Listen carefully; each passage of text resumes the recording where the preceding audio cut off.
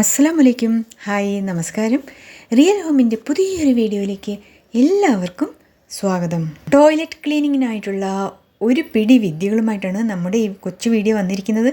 Skip ചെയ്യാതെ കാണുക, support ചെയ്യുക.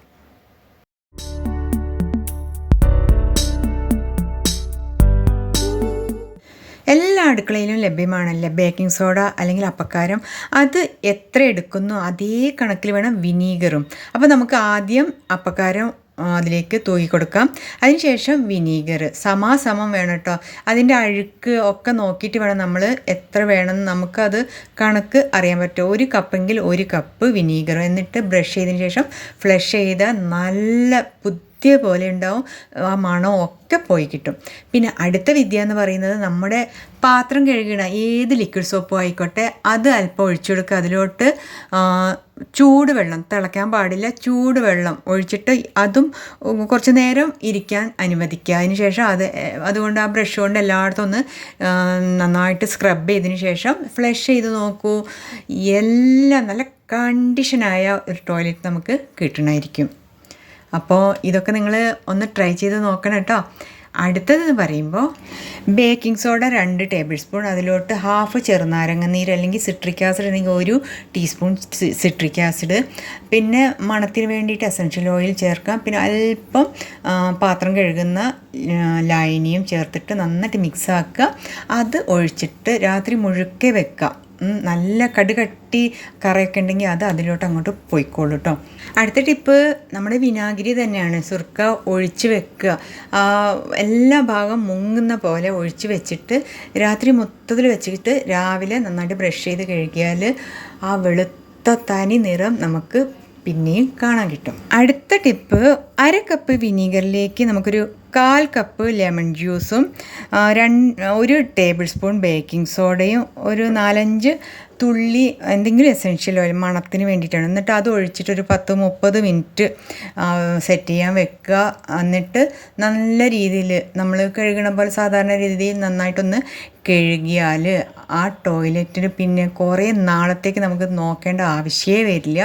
അത്രയും കണ്ടീഷൻ പുതിയതായിട്ട് തന്നെ ആയിരിക്കും കേട്ടോ. ഒന്ന് ട്രൈ ചെയ്തിട്ട് നിങ്ങളുടെ വിലയേറിയ അഭിപ്രായങ്ങളൊക്കെ ഞങ്ങളെ അറിയിക്കാൻ വിട്ടുപോകരുത്. നിങ്ങൾ എങ്ങനെയാണ് ടോയ്ലറ്റ് ക്ലീൻ ചെയ്യുന്നത് എന്ന രീതിയും കൂടി ഒന്ന് കമൻറ്റ് ബോക്സിൽ അറിയിക്കണം കേട്ടോ. പിന്നെ സാധാരണ നമ്മൾ വിനീഗറിൽ ഉപ്പ് ചേർത്തിട്ട് അതൊന്ന് ഒഴിച്ച് നോക്കൂ. അപ്പോൾ എന്ത് കറ അടിയിൽ ഒട്ടിപ്പിടിച്ച് ചില വൃത്തികെട്ട കറകളൊക്കെ ഉണ്ടെങ്കിൽ അതൊക്കെ അങ്ങോട്ട് പോയിക്കൊള്ളൂ. അടുത്തത് നമ്മുടെ പട്ടയാണ്. പട്ടപ്പൊടിയോ അല്ലെങ്കിൽ ഓയിലുണ്ടാവും പട്ടയുടെ. ബേക്കിംഗ് സോഡയും മിക്സ് ചെയ്തത് നമ്മൾ ചേർത്തിട്ട് അല്പനേരം അതും അങ്ങനെ വെക്കുക. അല്ലെങ്കിൽ രാത്രി വെച്ചിട്ട് രാവിലെ വാഷ് ചെയ്താൽ നല്ല സ്മെല്ലോടെയുള്ളൊരു ബാത്റൂം തന്നെ നമുക്ക് കിട്ടിയെന്ന് വരും. നമുക്ക് കടകളിൽ ടോയ്ലറ്റ് ബോംബ്സ് അല്ലെങ്കിൽ ടാബ്ലറ്റ്സ് കിട്ടുമല്ലേ, നമുക്ക് വീട്ടിൽ തന്നെ പെട്ടെന്നത് ഉണ്ടാക്കി എടുക്കാവുന്നതേ ഉള്ളൂ. അതിനായിട്ട് 1 ടേബിൾ സ്പൂൺ സിട്രിക് ആസിഡും അതിലേക്ക് 2 ടേബിൾ സ്പൂൺ ബേക്കിംഗ് സോഡ, പിന്നെ 1 ടേബിൾ സ്പൂൺ ഉപ്പ്, സാധാരണ ഉപ്പോ കോഷർ സാൾട്ടോ ഹിമാലയൻ സാൾട്ടോ എന്തെങ്കിലും മതി.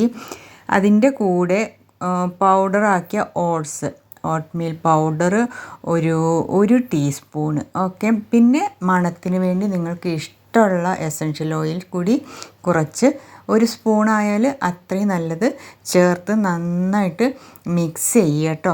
അതിൻ്റെ കൂടെ നമുക്ക് വേണമെങ്കിൽ ലിക്വിഡ് സോപ്പ് കുറച്ച് വളരെ കുറച്ച്, കാരണം അത് മിക്സ് ചെയ്യുമ്പോൾ ചിലപ്പോൾ പതഞ്ഞ് അങ്ങനെ നുരനുരായിട്ട് പുറത്തേക്കൊക്കെ പോകാൻ സാധ്യതയുണ്ട്. അപ്പോൾ പതുക്കെ അല്പം ചേർക്കാൻ പാടുള്ളൂ. എന്നിട്ട് മോൾഡിലോ അല്ലെങ്കിൽ നമുക്ക് കൈകൊണ്ട് തന്നെ കട്ടിയായിട്ട് ആക്കിയിട്ട് കുറച്ച് നേരം വെച്ചാൽ അത് കട്ടിയായിക്കോളൂ. നമുക്കത് പിന്നീട് എടുത്ത് യൂസ് ചെയ്യാവുന്നതേ ഉള്ളൂ കേട്ടോ.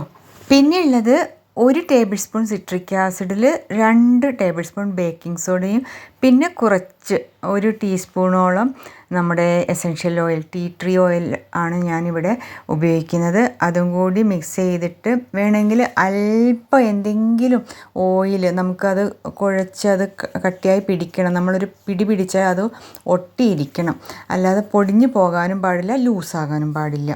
അങ്ങനെ അതുകൊണ്ട് നമുക്ക് ടാബ്ലറ്റ്സുകൾ ഉണ്ടാക്കി വെക്കാവുന്നതേ ഉള്ളൂ കേട്ടോ. എസെൻഷ്യൽ ഓയിൽ ചിലപ്പോൾ നമുക്ക് എല്ലാവർക്കും കിട്ടണമെന്നില്ല അല്ലേ. അപ്പോൾ എല്ലാ വീട്ടിലും ഉണ്ടാകും തുളസിയുടെ കുറച്ച് ഇല ചൂടുവെള്ളത്തിൽ മുങ്ങത്തക്ക രീതിയിൽ വെച്ചിട്ട് ഒരടുപ്പ് വെച്ചിട്ട് ഒരു 10 മിനിറ്റെങ്കിലും വെക്കുക. അതിനുശേഷം ആ വെള്ളം അരിച്ചെടുത്ത് അത് നമുക്ക് എസെൻഷ്യൽ ഓയിലിന് പകരമായിട്ട് കുറച്ച് യൂസ് ചെയ്യാം, സ്പ്രേ ചെയ്യാൻ എടുക്കാം. നല്ലൊരു സ്മെല്ലായിരിക്കും, മനസ്സിന് നല്ലൊരു എന്താ പറയുക, അത് നിങ്ങളതൊന്ന് ചെയ്തിട്ട് അതിൻ്റെ റിസൾട്ട്സ് നമ്മളെ അറിയിക്കുക കേട്ടോ. അപ്പോൾ നമ്മുടെ ഈ വീഡിയോ യൂസ്ഫുള്ളായെന്ന് കരുതുന്നു. ഇഷ്ടപ്പെട്ടാൽ ഒരു ലൈക്ക് തരാൻ മറക്കരുത്. അതുപോലെ ഷെയർ ചെയ്ത് കൊടുക്കാനും വിട്ടുപോകരുത്. സബ്സ്ക്രൈബ് ചെയ്യാത്ത ഫ്രണ്ട്സ് ആരെങ്കിലും ഉണ്ടെങ്കിൽ സബ്സ്ക്രൈബ് ചെയ്ത് സപ്പോർട്ട് ചെയ്യുക കേട്ടോ.